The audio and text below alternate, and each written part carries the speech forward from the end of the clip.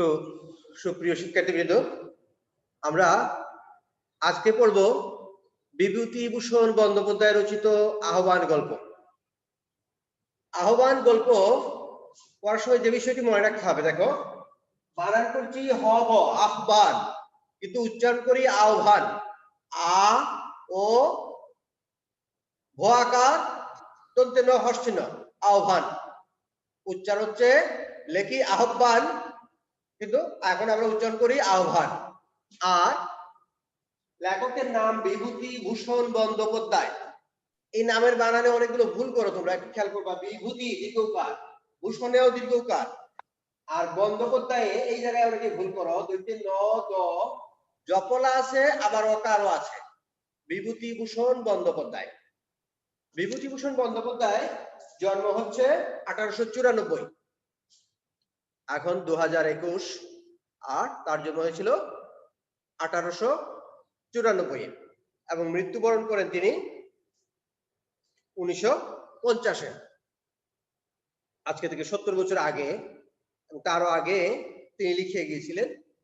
গ্রামের থেকে তিনি বাবার বাড়ি থেকেই 24 পরগনা একটা গ্রামে তিনি মামার বাড়িতে জন্মগ্রহণ করেছিলেন, আর বড় হয়েছেন বাবার বাড়িতেই, নিজের বাবার বাড়িতেই লেখাপড়া করেছেন।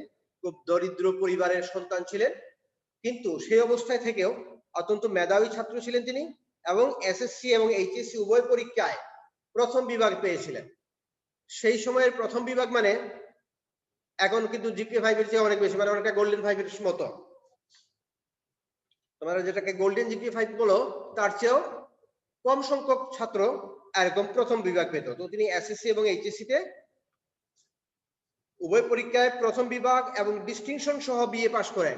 বিএ পাস করে ডিস্টিংশন মার্ক, মানে এক্সট্রা রেকর্ড মার্ক পেয়ে তিনি বিএ পাস করেছিলেন। কিন্তু এতগুলো পড়াশোনা করে, এত ভালো রেজাল্ট করেও তিনি চাকরি করেছিলেন গ্রামের এক মাধ্যমিক বিদ্যালয়ে। বিদ্যালয়ের শিক্ষকতা করতেন, গ্রামে থাকতেন, সেখানে থেকে সাহিত্য চর্চা করতেন।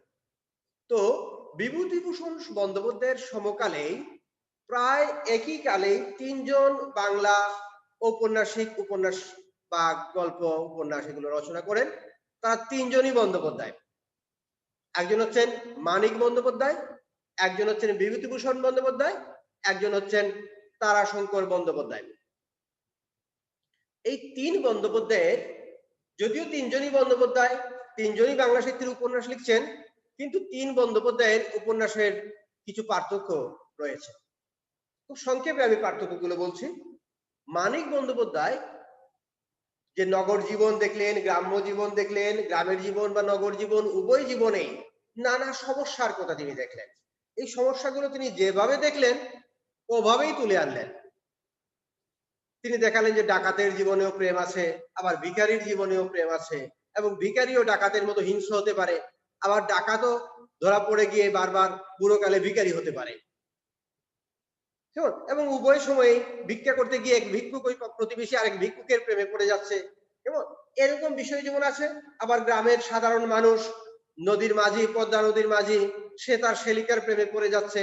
এরকম বিষয়গুলোকে যেগুলো ঘটছে হুবহু সেই চিত্রই তিনি তুলে আনলেন।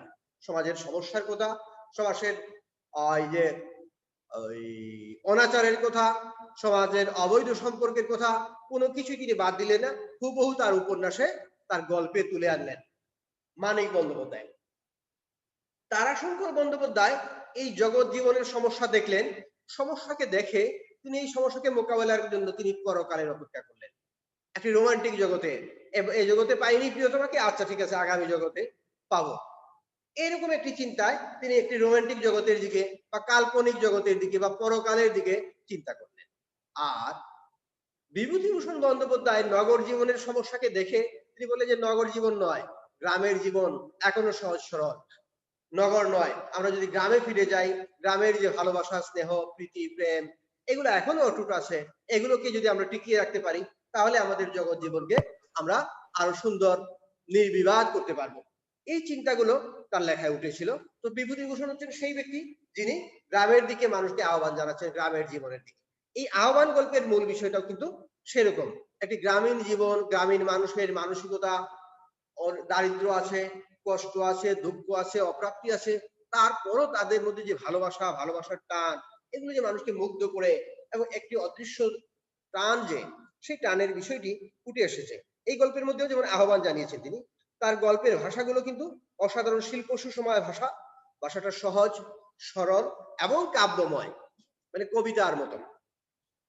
তো আমরা বলছিলাম গল্প, এর আগে আমরা গল্প পড়েছি, গল্প মানে কিছু কাহিনী থাকবে, কিচ্ছা থাকবে, আর কিচ্ছাগুলো ঘটায় কিছু চরিত্র, তাহলে কিছু চরিত্র থাকবে, কিছু ঘটনা থাকবে, এই ঘটনা এবং চরিত্রের মধ্য দিয়ে আমরা একটি তত্ত্ব জেনে যাব। এখন এই জানার মধ্য দিয়ে আমরা শুধু এই গল্পটাই মুখস্থ করবো না, গল্প মুখস্থ করার জন্য নয়, গল্পে কিছু মানুষের জীবনের ঘটনাগুলো দিয়েছে, আমরা এগুলো পড়ে আমরা বুঝবো যে এই মানুষগুলো এরকম আচরণ করছে কেন, তার এই পরিবেশ ছিল, এই পরিবেশের কারণে সে এরকম হয়েছে, তা সে এইভাবে কথা বলছে। ঠিক একইভাবে এই গল্প পড়ে আমরা দেখবো যে আমাদের চারপাশে হাজারো মানুষের সাথে আমাদের প্রতিনিয়ত সাক্ষাৎ হবে, যে যে পেশায় থাকি না কেন, যে কাজেই থাকি না কেন, কেমন, যদি গৃহিণীও থাকে তাকেও বাজার করতে যেতে হয়, বাজারে গেলে অনেকগুলো দোকান থাকে, সবগুলো দোকান থেকে সবাই কিনে না, এক একজন এক একটা নির্দিষ্ট দোকান থেকেই দেখা যায় কিনতেছে, কারণ কি ওই মানুষের ওই দোকানদারের কথা বলার ধরন তার পছন্দ হচ্ছে বা তার ভালো লাগছে, বা তার পরিবেশের সাথে তার পরিবেশের কিছু বৈশিষ্ট্যের মিল আছে। তাহলে এই গল্প পড়ার মধ্য দিয়ে আমরা মানব চরিত্র সম্পর্কে জানবো। তাহলে গল্পটা লাইন বাই লাইন পড়ালে তো আমরা গল্পটা শেষ করতে পারবো না, তো গল্প সম্পর্কে তোমরা নিশ্চয়ই বাসায় গল্পটা পড়েছো, অথবা পড়ো, না পড়ে থাকলে আবার পড়বে, এই পড়ে নেবে, এবং একবার পড়ে থাকলে আবার পড়বে। আমরা গল্প সম্পর্কে সংক্ষেপে একটু করে আলোচনা করব। এই গল্প উত্তম পুরুষে বর্ণিত হয়েছে। উত্তম পুরুষ মানে লেখক নিজে আমি করে গল্পটা করেছে, গল্প লিখেছে। লেখক দেশের ঘর বাড়ি নেই অনেকদিন থেকেই, তার গ্রামের বাড়ি, দেশের বাড়ি মানে গ্রামের বাড়ি, এখানে গ্রামের বাড়িতে ঘর বাড়ি নেই, পৈতৃক বাড়ি যা ছিল ভেঙে চুরে বিটেটি জঙ্গল গজিয়েছে। এই অবস্থায় একদিন গিয়েছি দেশে কিসের একটা ছুটিতে, একদিন দেশে গিয়েছি, গিয়েছি বলার সাথে সাথে বোঝা যাচ্ছে আমি দেশে গিয়েছি বলার দরকার নেই, গিয়েছি বলার সাথে সাথে বোঝা যাচ্ছে আমি। লেখক উত্তম পুরুষ এই গল্প বলছেন, এই আমি মানে হচ্ছে উত্তম পুরুষ, কেমন।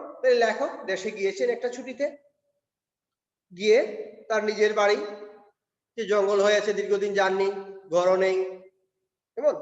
তো গ্রামের চক্রবর্তী মশাই, চক্রবর্তী মহাশয়, চক্রবর্তী মশাই মানে চক্রবর্তী মহাশয়কে আঞ্চলিক এই কথ্য ভাষায় তিনি বলছেন, চক্রবর্তী মশাই আমার বাবার পুরাতন বন্ধু, এখানে তিনি এবার আমার নিয়ে আসছেন, আমি থেকে আমার, আমাকে দেখে খুব খুশি হলেন, আমাকে মানে এখানে লেখককে, বললেন কতকাল পরে বাবা মনে পড়লো দেশের কথা, প্রণাম করে পায়ের ধুলো নিলাম, পায়ে হাত দিয়ে প্রণাম করে, পা ছুঁয়ে প্রণাম করে, মাথা নুইয়ে, কেমন, গুরুজনকে সম্মান জানানো, এটা বাঙালি সংস্কৃতির একটি বৈশিষ্ট্য, কেমন। যদিও কোনো কোনো ধর্মান্ধ গোষ্ঠী এগুলোকে নিষিদ্ধ করতে চায়, কিন্তু আমরা দেখি যে এখনো আমাদের ঈদের পুজোর সময় সেলামি, ঈদের সময় সেলামি নেওয়ার প্রচলন বিভিন্ন অঞ্চলে আছে, কেমন, সালাম করে সেলামি নেওয়ার যে প্রচলন, কেমন, গুরুজনদেরকে সালাম করা, শিক্ষককে, গুরুকে, উস্তাদকে, পিতামাতাকে, কেমন, সালাম করা বা প্রণাম করা, এটা এটা আমাদের বাঙালি সংস্কৃতির বৈশিষ্ট্য, ধর্মীয় বিভেদ দিয়ে বা ধর্মীয় দিয়ে এটাকে বন্ধ করা যাবে না। বললেন এসো এসো, বেঁচে থাকো, দীর্ঘজীবী হও, বাড়িঘর করবে না, এই যে আন্তরিকতা গড়ে উঠে, কেমন, আন্তরিক সম্পর্কের মধ্য দিয়ে আন্তরিকতা গড়ে উঠে, আগে সামান্যই মাইনে পাই, লেখক বললেন এই কথাটি। এই যে গল্পটা আমরা যদি বুঝে বুঝে পড়ি, দেখা যাবে যে আমরা যেন সামনে একটি নাটক দেখছি, কেমন, দৃশ্যগুলো, ঘটনা, এই চরিত্রগুলো একটার পর একটা ঘটনা ঘটছে এবং কাজ বর্ণনা করছে।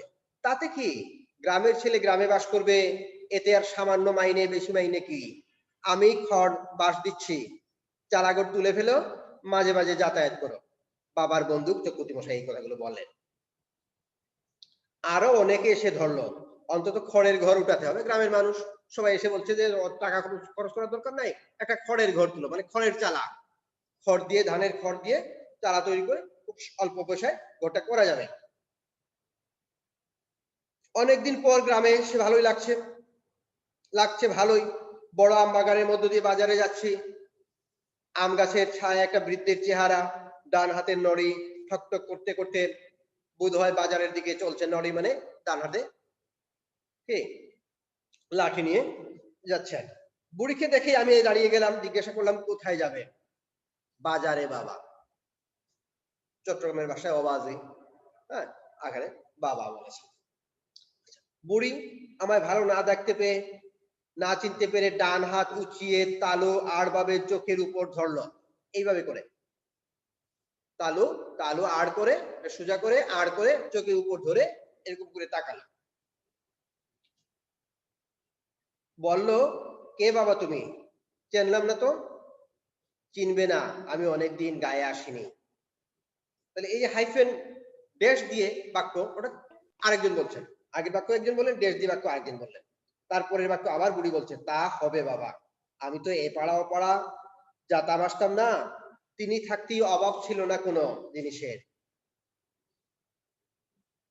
গোলাপুরা ধান, গোয়ালপুরা গরু, এগুলো আগে ছিল, তিনি থাকতে। তোমাকে তো চিনতে পারলাম না বুড়ি, আমার তো তেনার নাম করতে নেই বাবা, করাতের কাজ করতেন। আমার তো তেনার নাম করতে নেই বাবা, মানে কি তার পরিচয় দিতে হবে। তাহলে মেয়ে তার পরিচয় দিতে গেলে হয় বাপের নাম বলবে, তারপর স্বামীর নাম বলবে, সন্তান থাকলে সন্তানের নাম বলবে। এবার তার সন্তানও নেই, সুতরাং স্বামীর নাম আবার স্বামীর নাম বলা যাবে না। বাঙালি সংস্কৃতির বৈশিষ্ট্য ছিল যে স্ত্রী স্বামীর নাম উচ্চারণ করতে পারবে না, এমনকি স্বামীর নামের সাথে যদি কোনো অন্য কোনো দ্রব্যের নাম থাকতো সেটা তারা উচ্চারণ করতে পারতেন না, কেমন। তো সেই কারণে তিনি তার নাম বলতে পারছেন। সে করাতের কাজ করতো, করাতের কাজ করতেন শক্তিশালী পুরুষরা, যে করাত দিয়ে গাছ কাটা, গাছ কেটে গাছ থেকে আবার কাঠ তৈরি করা, কেমন, করাত দিয়ে খুব কঠিন এই কাজগুলো করতেন। বললাম, তোমার ছেলে আছে? কেউ নেই বাবা, কেউ নেই। এক নাত জামাই আছে, সে তো মুড়ে ভাত দেয় না, আমার বড্ড কষ্ট, ভাত জুটে না সব দিন। এক নাতির জামাই আর নাতনির জামাই আছে, ছেলেও নেই, ছেলে মেয়ে নেই, নাতনি আছে, সেই নাতনির জামাই আছে, সেও তাকে ভাত দেয় না। বুড়িকে পকেট থেকে কিছু পয়সা বার করে দিলাম। ব্যাপারটা এখানেই চুকে যাবে ভাবছিলাম, কিন্তু তা চুকলো না। এই যে বিষয়টি, এভাবে তার সাথে একটা সম্পর্ক গড়ে উঠছে কিভাবে। পরের দিন সকালে সময় বুড়ি ঠকঠক করতে করতে হাজির উঠোনে, থাকে জ্ঞাতি বুড়ো খুড়োর বাড়ি। জ্ঞাতি খুড়ো মানে, জ্ঞাতি মানে আপন নয়, আত্মীয়তা সম্পর্কে খুড়ো মানে চাচা, মানে আপন চাচা না বলে, হ্যাঁ, জ্ঞাতি বাড়ির সম্পর্কে বা একটু আত্মীয়তার সম্পর্কে চাচা, মানে বাবার আপন ভাই নয়, এটাকে বোঝানো হয়। তিনি বললেন, ও হলো জমির করাতির স্ত্রী।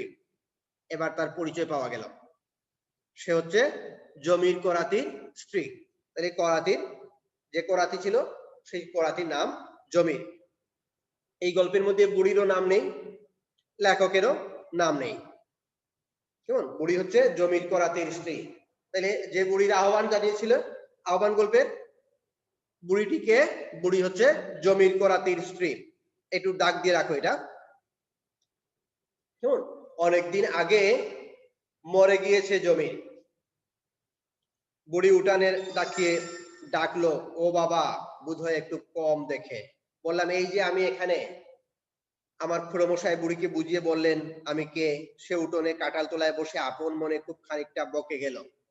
এখানে বকা মানে গালি দেয়া না, কিন্তু তার দুঃখ কষ্টের কথা আপন মনে বলতে লাগলো, বলল। পরদিন কলকাতায় চলে গেলাম, ছুটি ফুরিয়ে গেল। তাহলে চলে গেলাম, কে চলে গেলাম? আমি। এখানে আমি মানে লেখক, উত্তম পুরুষে বলছেন ছুটি ফুরিয়ে গেলেন। ছুটি তিনি কলকাতা শহরে কোনো চাকরি করেন, সুতরাং ছুটির সময় বাড়িতে গিয়েছিলেন এবং তার সাথে দেখা হলো, এই ঘটনাগুলো ঘটলো। আবার কয়েক মাস পর জ্যৈষ্ঠের ছুটিতে তিনি আবার বাড়িতে গেলেন। খড়ের ঘর বানানো হয়েছে, সেই ঘরে উঠলেন। কলকাতাতে কর্মব্যস্ত। এই কমাসের মধ্যে বুড়িকে একবারও মনে পড়েনি, বা এখানে এসে হঠাৎ হয়তো মনে পড়তো না, যদি না তার পরের দিন সকালে আমার ঘরের নিচু দাওয়া এসে না বসে পড়তো। বললাম, কি বুড়ি, ভালো আছো? ময়লা ছেঁড়া কাপড়ের প্রান্ত থেকে গোটা কতক আম খুলে আমার সামনে মাটিতে রেখে বলল, আমার কি মরণ আছে রে বাবা? জিজ্ঞাসা করলাম, ও আম কিসের? দন্তহীন মুখে একটু হাসবার চেষ্টা করে বলল, ও গোপাল আমার, তোর জন্য নিয়ে এলাম। গাছের আম বেশ কড়া মিষ্টি, খেয়ে দেখ এখন। এই যে দেখো, এই জায়গা থেকে ঘটনার মোড় ঘুরে গেল। বুড়িকে রাস্তা দেখা হয়েছিল, তার গ্রামের বাড়ি, গ্রামের এক অসহায় বুড়ির কষ্টের কথা শুনে তিনি তাকে কিছু টাকা দিয়েছিলেন, কিছু পয়সা দিয়েছিলেন। পরদিন বুড়ি এসে তার সাথে দেখা করে যায়। আবার দীর্ঘদিন পর যখন তিনি আসলেন, বুড়ি আম নিয়ে এসেছে আর বলছে কি, ও আমার গোপাল, ও গোপাল আমার। গোপাল হচ্ছে, ছোট শিশুদেরকে গোপাল বলা হয়। কেন বলা হয়? কারণ আমরা গত ক্লাসে বলেছিলাম সাক্ষী গোপাল। হিন্দুদের গৃহে তাদের দেবতা কৃষ্ণের ছোটবেলার একটি মূর্তিকে পুজো করা হয়, এবং ছোটবেলার মূর্তিকে কেন্দ্র করে শৈশব স্মৃতি, তার শৈশব যে আচরণ, সংসার জীবনের যে নানা বিষয়, এগুলোই মূলত মানুষ অনুশীলন করে। তো এই যে ছোট যে মূর্তি, ওটাকে গোপাল বলা হয়, এবং ছোট বাচ্চাকেও গোপাল বা ওই তার সাথেই তুলনা করা হয়। ছোট শিশু মানে বিধাতার অংশ হিসেবে তারা মনে করেন, এবং ছোট বাচ্চাকে ওই গোপালের সাথে, গোপালকে যেরকম শ্রদ্ধা করেন, ভালোবাসেন, পুজো করেন, ঠিক একইভাবে ছোট শিশুদেরও তারা এরকম লালন পালন করে, যত্ন করেন এবং আদর করে গোপাল নামে ডাকেন। ঠিক একইভাবে এখানে বাংলা নাম দিয়ে আমরা বুঝতেছি যে লেখক একজন হিন্দু ব্যক্তি, বিভূতিভূষণ বন্দ্যোপাধ্যায় আমি করে লিখছেন একজন হিন্দু ব্যক্তি গল্প। কিন্তু যে বুড়িটি, সেই বুড়ি হচ্ছে জমির করাতির স্ত্রী। জমির নামের সাথে সাথে আমরা বুঝে যাচ্ছি এটি একটি মুসলিম নাম। বাংলা ভাষায় অধিকাংশ নাম থেকে আমরা এই বিষয়টি বুঝতে পারি। কিন্তু এখানে এসে সে লেখককে এই যে নিজের সন্তানের সাথে তুলনা করছে, ভালোবাসার সম্বোধন করছে, তুমি বা আপনি বলছে না, তুই বলে বলছে। গাছের আম পোড়া মিষ্টি খেয়ে দেখ এখন, বড় ভালো লাগলো। কেন? কারণ গ্রামে অনেকদিন থেকে আপনজন আপনার জন কেউ নেই, একটা ঘনিষ্ঠ আদরের সম্বোধন করার লোককে দেখা পাইনি বাল্যকালে মা পিসিমা মারা যাওয়ার পর থেকে। তাহলে মা বা পিসি বা ফুফু যদি থাকতেন, তারা এরকম আদর করে ডাকেন, কেমন বাবা বলে, গোপাল বলে, এরকম করে দীর্ঘদিন তাকে কেউ ডাকেননি। সুতরাং এই ডাক শুনে তিনিও আপ্লুত হলেন। বুড়ি বলল, খাও। কোথায়? হ্যাঁ বাবা, যে তুমি খাওয়া দাওয়া করো কোথায়? খুড়ো মশাইয়ের বাড়ি। বেশ যত্ন করে তো ওনারা? তা করে। দুধ পাচ্ছ ভালো? গুটি গোয়ালিনী দেয়, মন্দ না। ঘটি গোয়ালিনী একজন গোয়ালিনী, যিনি দুধ দহন করে, আর তার তিনি হয়তো ঘুটি ঘোড়ায়, গোবর কুড়িয়ে, গোবর দিয়ে বাঁশের মধ্যে বেঁধে যেরকম লাঠি বানাতো, ওদেরকে ঘুটি বলা হতো, আর এই ঘুটি বানাতো বলে ওর নামই হয়ে গেছে ঘটি গোয়ালিনী। ও বাবা, ওর দুধ অর্ধেক জল, খেতে পাচ্ছ, দুধ খেতে পাচ্ছ না, ভালো সে বুঝেছে। পরদিন সকাল হয়েছে সবে, বুড়ি দেখে উঠোনে এসে ডাকছে, অগোপাল। বিছানা ছেড়ে উঠে বসলাম। আরে এত সকালে কি মনে করে? হাতে কি? বৃদ্ধা হাতের নড়ি আমার দাওয়ার গায়ে ঠেস দিয়ে রেখে বল, দাওয়া মানে বারান্দায়, নড়ি মানে কাঠি। এক গটি দুধ আনলাম তোর জন্য। সে কি, দুধ পেলে কোথায় এত সকালে? আমায় মা বলে ডাকে ওই হাজরা বেটার বউ। তাকে মা বলে ডাকে, তার কন্যা নয়, তার প্রতিবেশী। কিন্তু তাদের মধ্যে যে স্নেহের সম্পর্ক, ভালোবাসার সম্পর্ক, প্রতিবেশী তাকে মা বলে ডাকে। তারও কেউ নেই, হাজরা বেটার বউয়ের আর কেউ নেই, সে তাকে, বুড়িকে, জমির কুরাতির বউকে মা বলে ডাকে।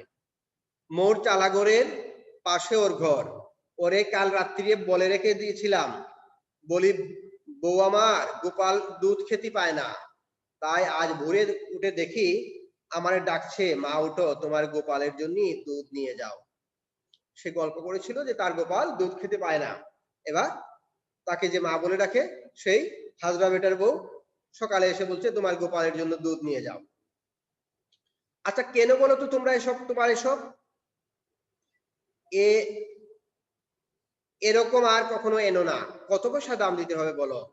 কতটা দুধ? বুড়ি একটু ঘাবড়ে গেল, ভয়ে ভয়ে বলল, কেন বাবা, পয়সা কেন? পয়সা না তো তুমি দুধ পাবে কোথায়? ওই যে বললাম বাবা, আমার মেয়ের বাড়ি থেকে। তা হোক, তুমি পয়সা নিয়ে যাও, সেও তো গরিব লোক। বুড়ি পয়সা নিয়ে গেল বটে, কিন্তু সে যে দমে গিয়েছে তার কথাবার্তার ধরনে বেশ বুঝতে পারলাম। মনে একটু কষ্ট হলো, বুড়ি চলে গেলেন। পয়সা দিতে যাওয়া ঠিক হয়েছে কি? বুড়ি কিরকম মন পড়ে গিয়েছে আমার উপর, স্নেহের দান, এমন করা ঠিক হয়নি।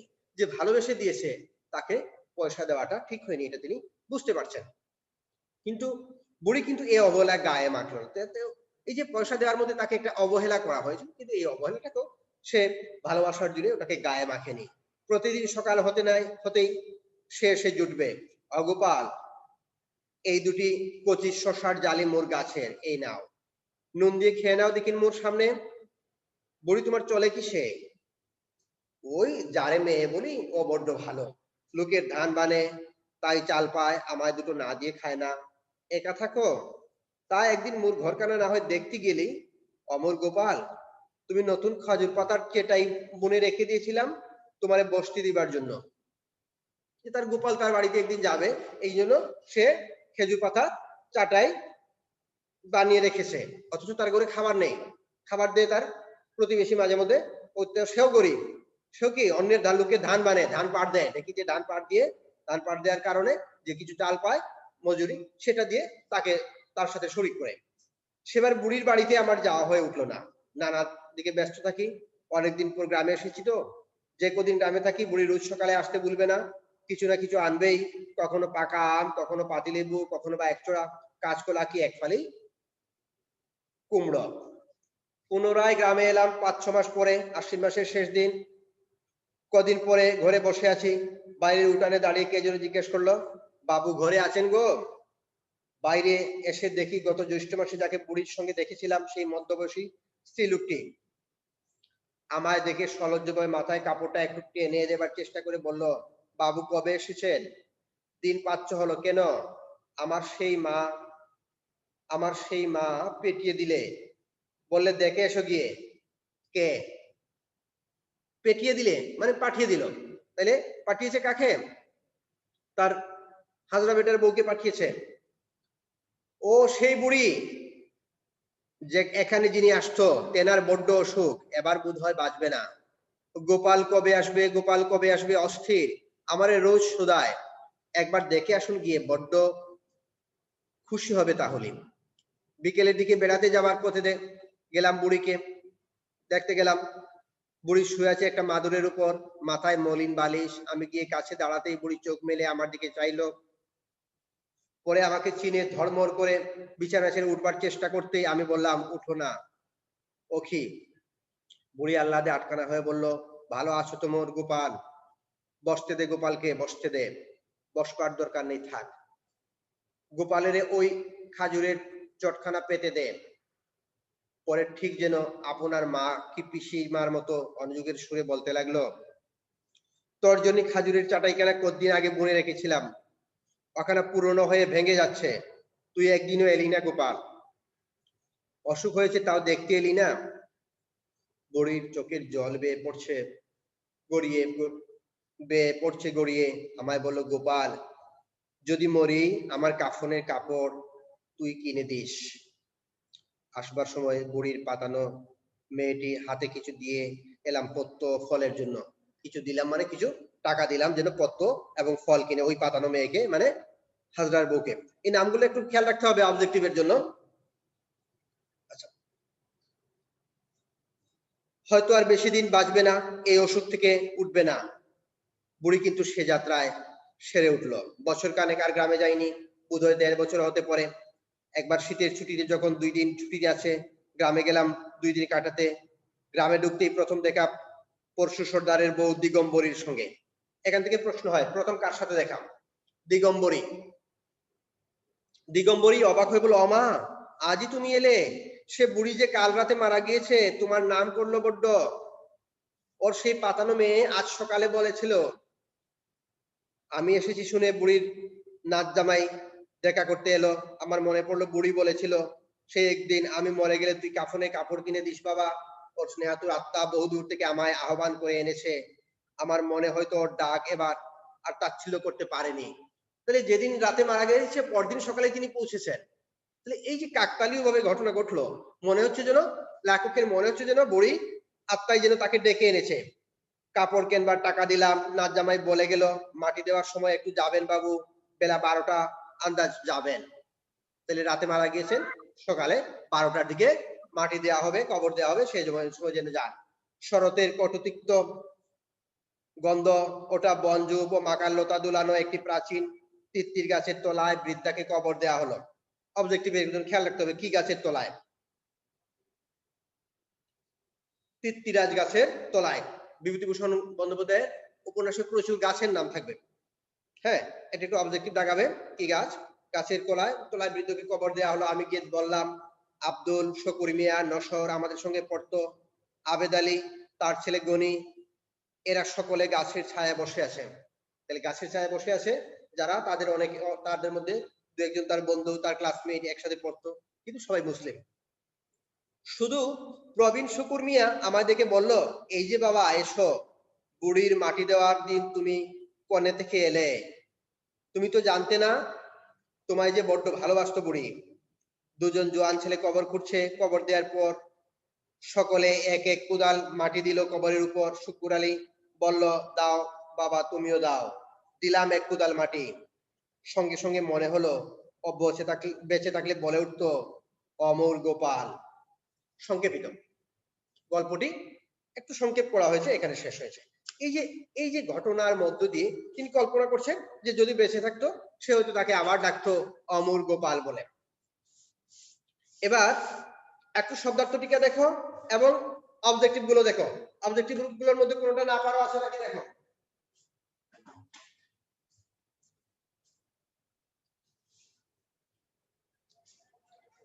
আহ্বান গল্পের কতকের সহপাঠী কে ছিলেন?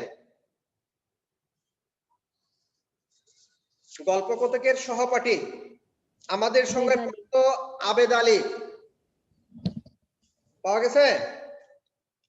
ওই যে কবরপুর ছিল ওখানে। তাহলে এই নামগুলো কিন্তু অবজেক্টিভে আসে, একটু খেয়াল করবা। আহ্বান গল্পে লেখকের বা কথকের, গল্প কইছে যিনি, কেমন, গল্পকে কথা সাহিত্য বলা হয়, এই জন্য গল্প লেখে যিনি তাকে কথকও বলা যায়। বুড়ি কেন বারবার গোপালের কাছে যেতেন? বলো তো এটা। ভালোবাসার টানে। স্নেহ ভালোবাসার টানে, রাইট। হ্যাঁ, তাহলে এই যে স্নেহ ভালোবাসা দুই ধর্মের দুজন মানুষের মধ্যেও সৃষ্টি হতে পারে, এই বিষয়টির মধ্য দিয়ে লেখকের মধ্যে, এই গল্পের মধ্য দিয়ে একটি অসাম্প্রদায়িক চেতনার কথা উঠে এসেছে, যে দুই ধর্মের দুজন মানুষ, তাদের জীবন যাপন, তাদের আচরণ সম্পূর্ণ আলাদা, কিন্তু তারা একই গ্রামে বাস করত এবং তাদের একজন অপরজনকে সন্তানের মতো স্নেহ করতে পারতো, এবং লেখকও তাকে মায়ের মতো স্নেহ করছেন। তিনি কল্পনা করছেন যে মৃত বুড়ির কবরে মাটি দিয়ে তিনি কল্পনা করছেন যে যদি বেঁচে থাকতো তাহলে সেও তো বলতো অমর গোপাল। এই যে বিষয়গুলো এখানে উঠে এসেছে। তারপর দেখো একটি প্যারা দেয়া আছে, উদ্দীপক দেয়া আছে, উদ্দীপক দিয়ে প্রশ্ন দেয়া আছে। তারপর এগুলো আলোচনা করা যেত। তো আমাদের সময় শেষ হয়ে গেল। তোমরা অবজেক্টিভ গুলো প্র্যাকটিস করবে বাসায় এবং সৃজনশীল প্রশ্নগুলো তৈরি করবে। আমরা আজকে একটা মিটিং করেই তোমাদের সিদ্ধান্ত জানাবো, কয়েকদিনের মধ্যে তোমাদের পরীক্ষা হতে পারে। তো আজকের ক্লাস আমরা এখানে শেষ করছি। ভালো থেকো সবাই। তার সিদ্ধান্ত